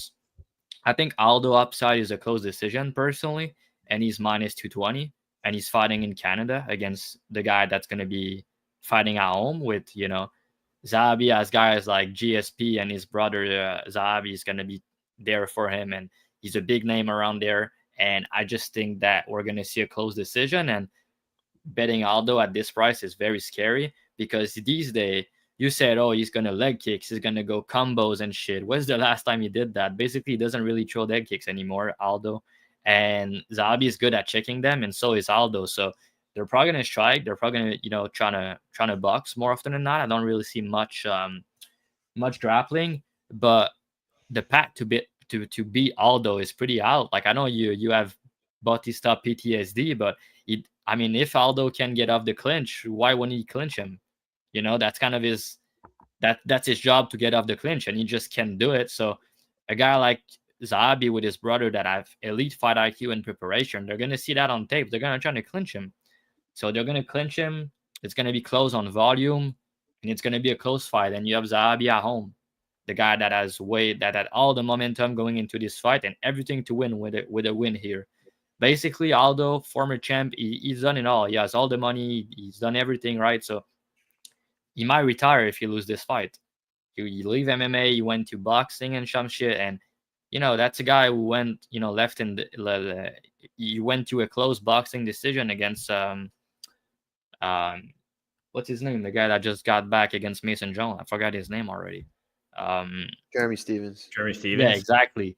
So I don't know, the way I see this fight is I think Zahabi is very hard to hit and he's very hard to fight because of the way he performed. And I just think in his last 2 fights, he looked career best. And he has all the upside going in, fighting at home, and a lot of motivation to win this fight. What Jose Aldo is gonna gain with a win over Zahabi here? He has nothing to gain, basically. And if he lose, he might just say, all right, I'm done. I'm going to do something else. So I think betting Aldo at minus 220 is just asking for trouble, personally. And, I'm looking at this price. I'm not sure where it's going to go, but I'm aiming a Zahabi bet. I'm not sure I'm going to pull the trigger or not. But if the line goes against to like plus 200 or some shit, I might bet it because I feel very confident about the fight going the distance and being 29-28. And I don't think either of them is going to be running away with it. And even if it's a close fight, and even if you think Aldo win and it's 29-28, they might still give it to Zahabi. You just got to factor that, and you're laying big chalk against that. So I think Aldo is the rightful favorite just because of all he's done in his career and because I think he's the better boxer and he has maybe a little bit more power. But Zahabi has underrated power. Let me tell you that. He has underrated power. So I think Aldo should be like, I don't know, maybe minus 125 range. But that's not what the price is saying. So I think there's a ton of value on Zahabi, but I feel like people will like peg my parlay Aldo this week. So I'm gonna wait and see where this line goes. I will. I have it ready. What is the 3.5 line? That's honestly not a horrible look. It's either. awful. It's like minus 250. Tell you all you need to know. Okay. Nick Picks, what do you got for this one? Before I looked into this fight, I was with you, Peg. I'm like, Aldo, he's gonna throw a combination. He's faster. He's gonna rip to the body, everything like that. But when I looked into it, I think this fight should be lined closer to pick him, in my opinion. Jose Aldo, he's a legend, but he's 38 years old. He's been in a ton of wars, and not too long ago, he retired. He returned to the UFC to fight in his home country in Brazil. He won, but then followed by that, he lost a split decision to Bautista. So you kind of just got to question where is Jose's motivation at right now? Zahabi's not much younger. He's 37, but he's got a lot more tread in the tires. He hasn't been in as many wars. He hasn't fought as much. But both of these fighters are similar in that they're both like defensive savants, and that this fight will more than likely take place at striking range. Zahabi's been on a roll, has some really unorthodox striking, but it's weirdly effective. He's extremely well coached, and although he may not be the most athletic or speedy striker, he chooses his attacks super well, and he throws a little bit more than Jose Aldo does. I also love how this fight's taking place where Zahabi, where I think he was born. I think he was born in the Quebec area, Drav, right? He was born somewhere in Quebec or maybe Montreal. He's really like, there's two guys really hometown fighter. Like the crowd's going to be really behind them. It's Marc-André Barrios and Zahabi on this card. Yeah, well, I know he trains in Montreal, and he's always underrated. He's perennially underrated as a fighter, and that's exactly what's happening here, especially since Jose Aldo is such a big name. So I think it's going to just be a back and forth stand-up affair where Zahabi has more potential to land output and more impactful strikes. So, and also having the fan support. So probably dog or pass for me. Key. Yeah, dog or pass. I think McPix had a great breakdown. How are you going to look like a minus 200 plus favorite against a guy that just doesn't make a lot of mistakes? I mean, he's just really responsible defensively. I don't like his striking, but it works, and it is what it is. So for me, it's a pass. Zahabi dog shots are not sexy at all. but it's the only way to play this fight, in my opinion. Just peg on the Aldo Island again. Here we go. Back to war with an old friend. Last time it didn't go well for you. Let me tell you that. I know he owes me one. He owes me one here. GSP is going to be in Zahabi's corner. That's pretty cool. Yeah, that's also true. I forgot to mention. That's true. Pretty cool. Shocked. Yeah, me too. Fight goes decision. Helwani. Yeah, he does look like Helwani. Crowd is going to go wild. I agree. Cardio finished? I don't know about that. I don't think Aldo's going to get cardio finished. This disgusting comment again. I had to bring it up. This I agree with. A lot of questions for Bautista, man. All right. Next fight, our co-main event of the evening. It's Valentina Schevchenko versus our girl, Manon Fiorot. She's been our... Can we just say it? Like, can you just stop it? That's not even his girl. That's his girl just because she's fighting for the belt. We got to keep the record straight here. Me and Key, I mean, Peg. Yeah, you can leave it. It's okay. Yeah, I'll handle it. Fuck the shirt. Nobody cares. Yeah, 6 nobody units cares. versus Caitlin Chukagi back in the day. I'm a certified. When me and Keith started talking, it was like what, 2 years ago, Keith, 3 years ago, something like that. 2023. We're in the same group chat, and basically we were praying this girl, and people were like betting against her and shit. And we're like, yeah, that girl's the real deal and all that. And then we start to, talk with Peg and do BTL, and then when me and Key were betting her, Peg was like, yeah, all right, I'm gonna bet her with them. And then he's a fan now. He's like, yeah, that's my girl and all that. Let's stop the bullshit. Peg. Only one of us has went to war with her, and it was me. So that's it. I'm the only one who showed up and was in her corner. So we'll see what you guys think.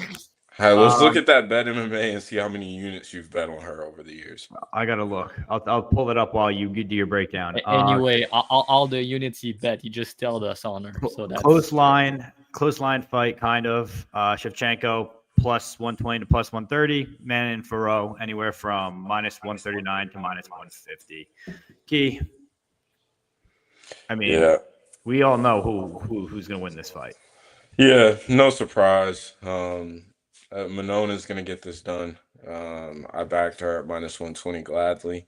I think that Shevchenko has regressed. I think that the Grasso win, I'm glad that she got the win that she did deserve and finished that trilogy the right way. But Grasso, I've never, as I've already said, I don't think was on some great run or was ever the best fighter in this division, truly. And Shevchenko has shown signs of regression over and over again, honestly. I mean, from Santos fight on, it's been regression. Manon isn't the youngest in the world, but she also does not have the mileage that Shevchenko has on her. I think Manon's physicality is just absolutely insane for this division. I've backed Manon since I started capping. I posted that screenshot, 6 units on her versus Chuk. Yeah, you're a pussy. You haven't been around. Yeah, you see that minus 3.5? That's called confidence right there. That's because you were literally in the group chat taking that because we took it. Like, yes. Yes. I don't know what you guys are talking about. This is literally. Oh my God! Look at him. This is crazy. But anyways, I really do think that Manon is the goods. I think that she's deserved this title shot. I thought that she deserved it before the Blanchfield fight. She pitched a shutout in the Blanchfield fight. I've seen some funny clips from the Blanchfield fight, but that is just pretty crazy to me, saying that Manon won that fight 50-45 on all scorecards. So if you're pulling from that fight, good luck. I think that Manon is just the superior fighter. I do think that the sidekick is, I know people have been talking about that all week. I do think that it's something that Shevchenko has definitely seen before. And I don't think that Shevchenko is going to just be clueless at range. But I don't think that Shevchenko is going to have success touching Manon. I think Manon's distance management and range control is just great. And I think, again, in the clinch, Shevchenko isn't going to have success. Takedown wise, Manon has shown urgency her whole career. Grappling wise, I love the camp that she has. I know that she's dating her trainer. Might even be married to him at this point. But I think that Aldrich is a very game plan, huh?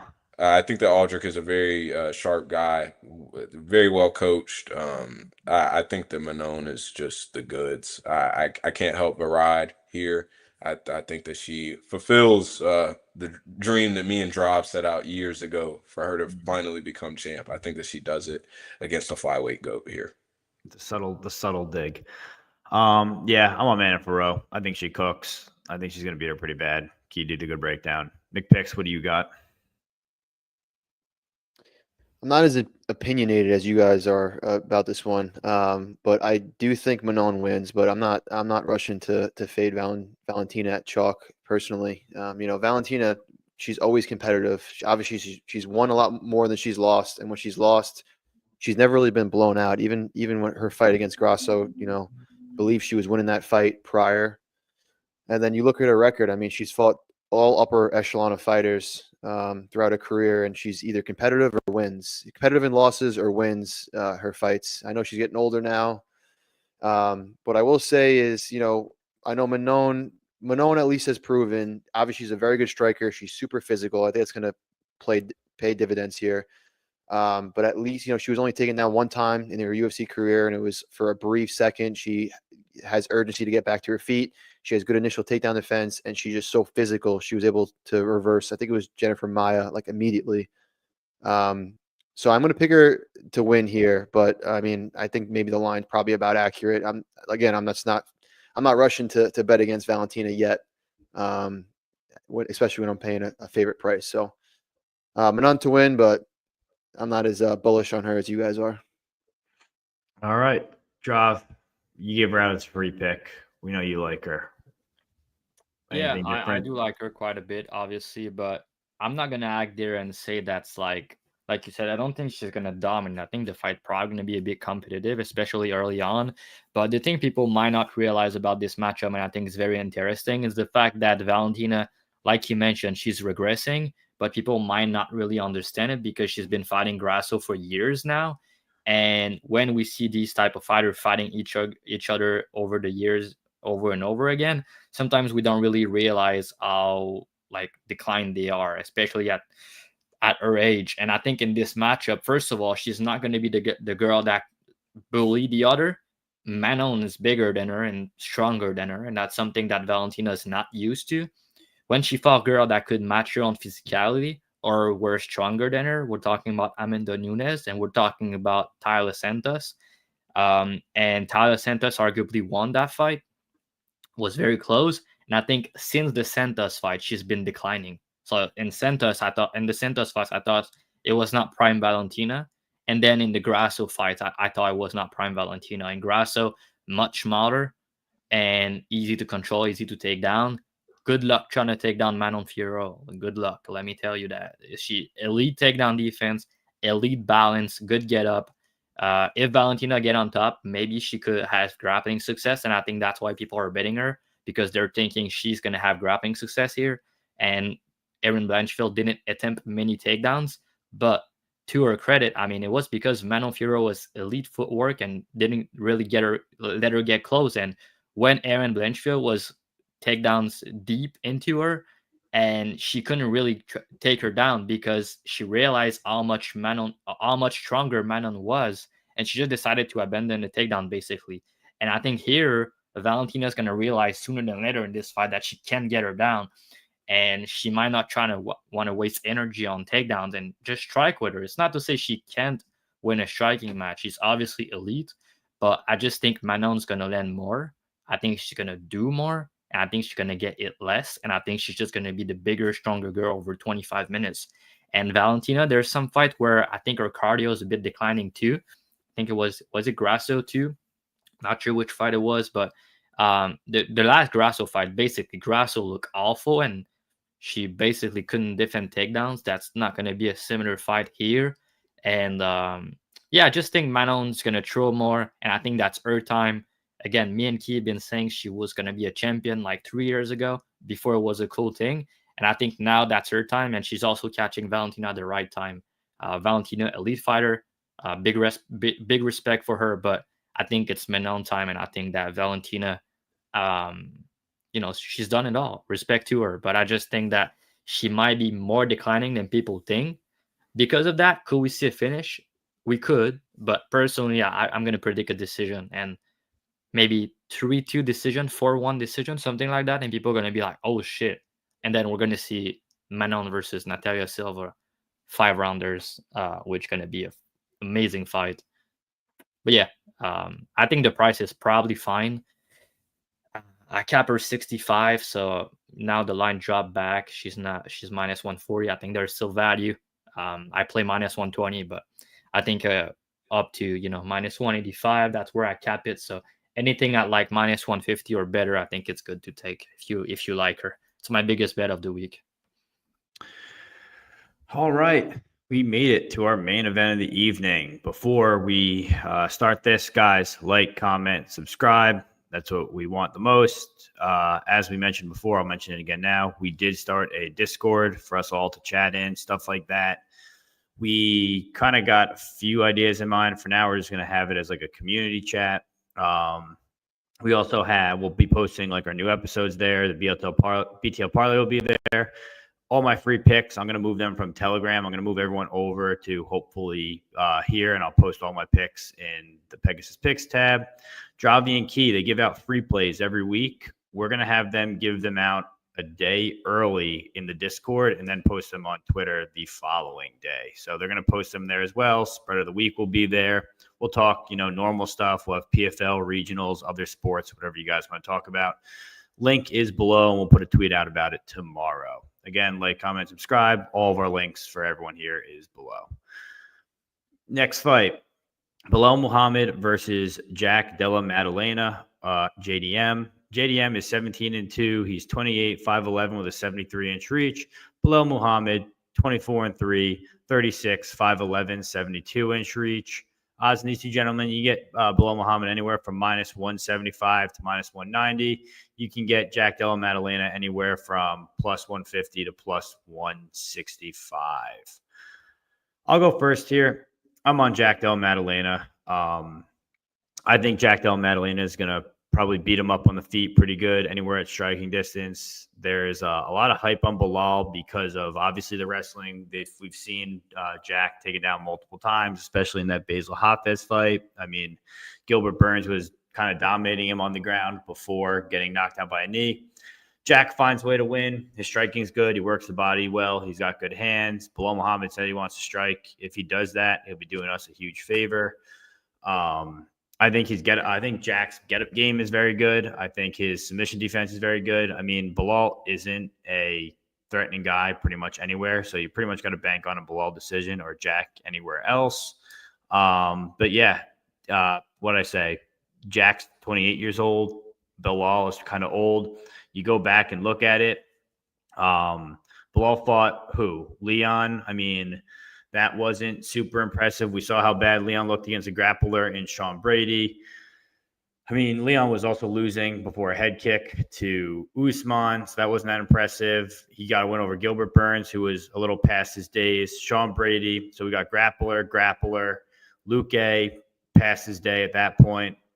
Steven Wonderboy, just a kicker. So, like, this is a guy who's going to get in the boxing range, close the distance on Belal, and I think he cooks Belal. KO possible, probable, I would say, but I got Jack Della Maddalena plus 205. McPicks, what are you thinking for this one? Yeah, I'm with you. I think we're going to hear Nnu next weekend at UFC 315. Yeah, I agree with your point, too, about, Belal. Credit to him. He's an absolute grinder, has weaponized his cardio, clearly has worked out for him. But look at his record. Look at all the guys he's been facing of late, a lot of older fighters towards the tail end of their careers. Most importantly, the fighters he's fought recently, they pretty much almost all lack finishing upside.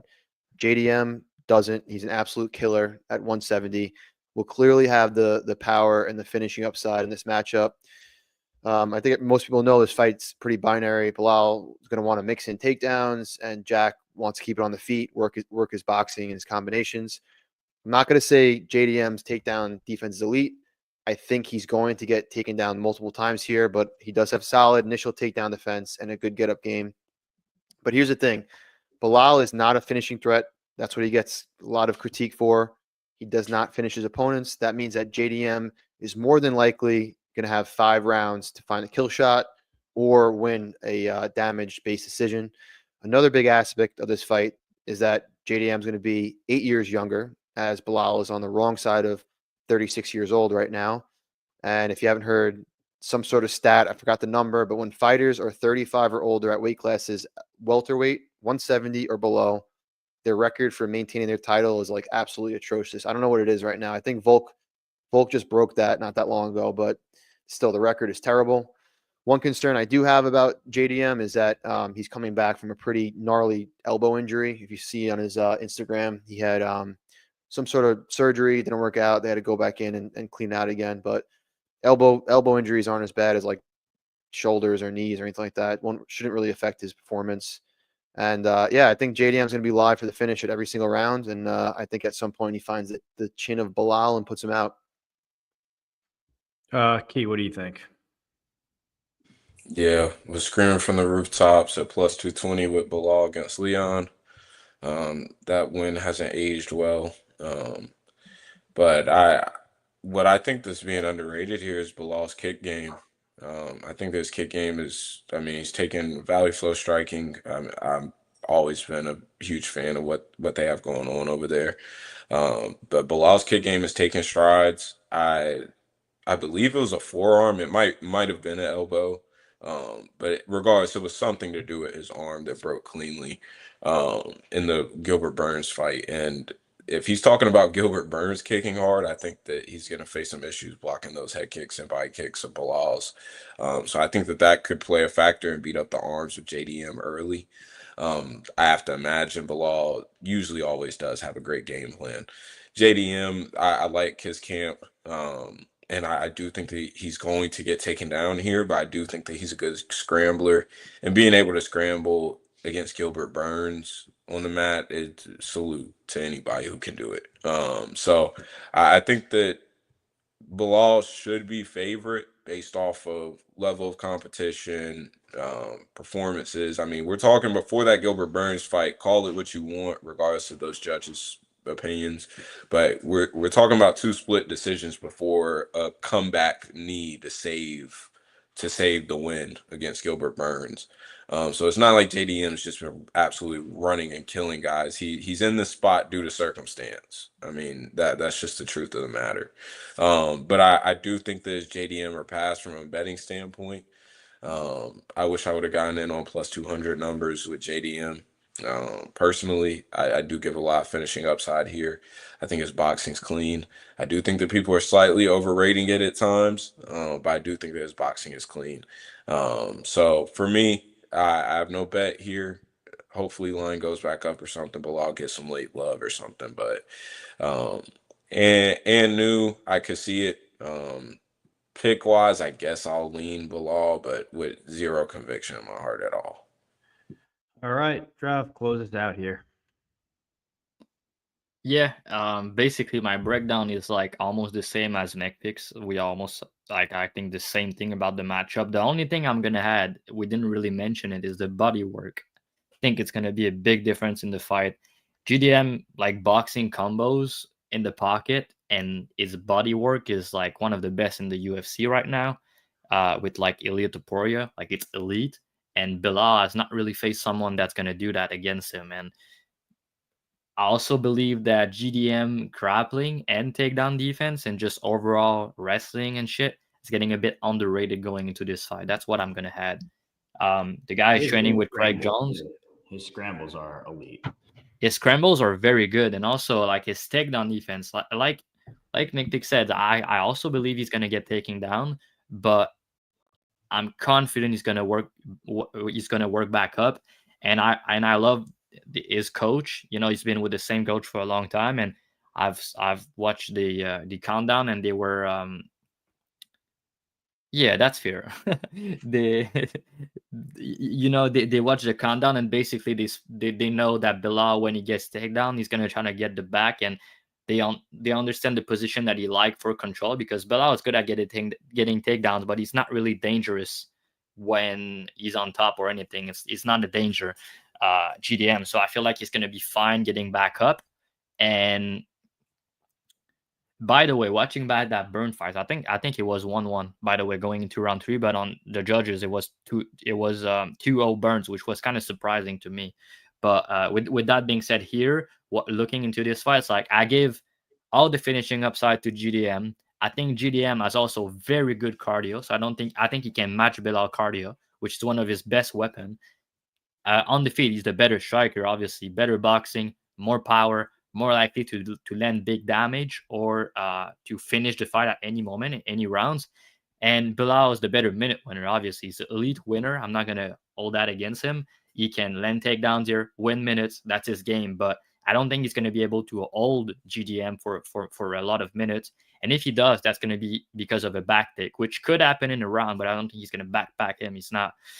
He's no Pantoja or some shit. He's not that elite with the back take. And I think that GDM, again, his grappling, takedown defense, and scrambles is getting a bit underrated here. And I think for one of the rare time market wide, that's all. The last thing I'll add is Belal is normally an underdog, and I've seen the tweet of Dan, and I know him pretty well, so I know Dan's betting on Belal in almost every fight. He's always an underdog, so he's saying that's like a glitch because you bet on him and he's always the underdog, no matter the performance. But now the market did a switch here, because he's getting respect, which is, I understand, but he's now minus 250, and GDM was always a favorite in the UFC. Yes, it's a step up, I understand, but he's now a big underdog, and Belal is now the big favorite. So I think it's the time to go against Belal in that spot, and also the fact that he's getting older, he's now 36 and all that. And I just think GDM is legit. Like, I really do. Like, I think the guy, again, his boxing, his combos, his body work is going to be the difference. And also the Leon fight, before watching him back, I thought that Belal like dominate and beat his ass. He did in the first 2 rounds, but he lost the third and he lost the fifth, and he almost got finished at the end. He got caught and all that, and round 4 was close. So he won 3-2, which was, by the way, I don't think Leon looked good in that fight, but Belal looked the best he could have done, right? And it was still 3-2, Belal. And I think GDM is going to be there to win more than Leon was. And I think he's more dangerous, which also is the difference here. So I think GDM is going to get the upset. I think we're going to see a new champion. I think the line should be closer to Pick'em, personally. Maybe you can argue Belal favorite, slight favorite because of wrestling upside, but I'm going to counter that argument because of all the finishing upside on GDM. And GDM could also win a damage-based decision. So yeah, to me, it's a fight where I think both can win. Should be close to 50-50. And we got a plus 205 on the GM side here with my odd chopper guys. So the line crashed down, but I also think there's still value at the current price based on my capping. I could be wrong, but yeah, 28 years old versus 36. Gonna see. We're gonna find out sooner than later. Saturday night. Yes, sir. All right, guys, that's the show. Let's we got to go through BTL parlay, favorite props, and then Pegasus is. By the way, we did very well last week. Robertson KO. I gave it out 12-1. Corey Sandhagen KO plus 500 or 400. Exactly. So, and Key miss what was all your prop? I don't remember the prop. Yours is Oh, it was KO, but for CD. CDKO. Yeah, CDKO. Yeah. But, by the way, we smoke on that Smotherman pack, right? Right, Peg? Absolutely. Yeah. I think I think also I'm holding true for that. Miki and Meg picks were on City last week, but I don't think there were many other people. Everybody were on Smotherman. Yeah, I think Champ was on CD too. For the props, I mean, Megpix, I don't know if you listened last week, but basically we're just trying to, give a big prop that you like on the board, like a juicy one, and we're gonna give one each. Okay. I don't know which one I I'm gonna think, take. and then I'm I gonna gotta look do into. Pegasus's lock of the week. I think I did Bo Nickel by KO for last week, so it's holding true. It always Oh loses. shit! Um, I think this week's is going to be a parlay. It's going to be Natalia Silva parlay with Jose Aldo. It's going to be a Brazilian parlay. So that's how we're going to play that. I think that's plus 105 or plus 110, something along those lines. So that'll be the Pegasus lock of the week. And then props. Who wants to start? I'll go. I'll do. This is a long shot prop. Yeah, it could be a long shot. It could be anything. Any prop you think's going to hit. That's Yeah, decently over. valued. Let's say over 2-1. All right, I'll do Jasmine KO. Ooh, okay. I like Okay. that. All right, Key, if you got one, go. Feel free to go ahead. Nah, not yet. All Okay. right. I'm gonna go GDM inside the distance. Plus 255 on Bet Online, but let me see for a better price. But I'm gonna say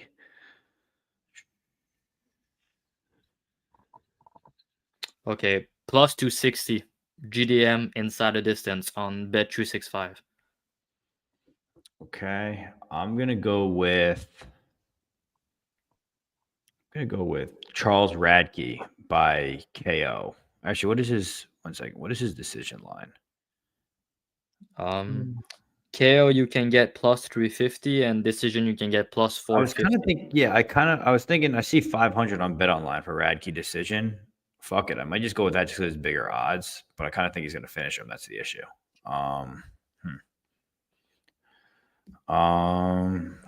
Cutelaba points plus 550. Nice. Actually, you know what? What is where's Katona by split decision plus 650 by split or majority decision? Katona by split or majority decision plus 650. Plus 650. Yeah, on Bet Online. That's what you're taking? Yeah, it's gonna be mine. It's plus 650 for a split or majority. Bet Online, all right. So me, it's GDM ITD plus 260, Bet 365. Key, where you got Cutelaba decision plus 600? Plus 550 on Bet Online. Okay.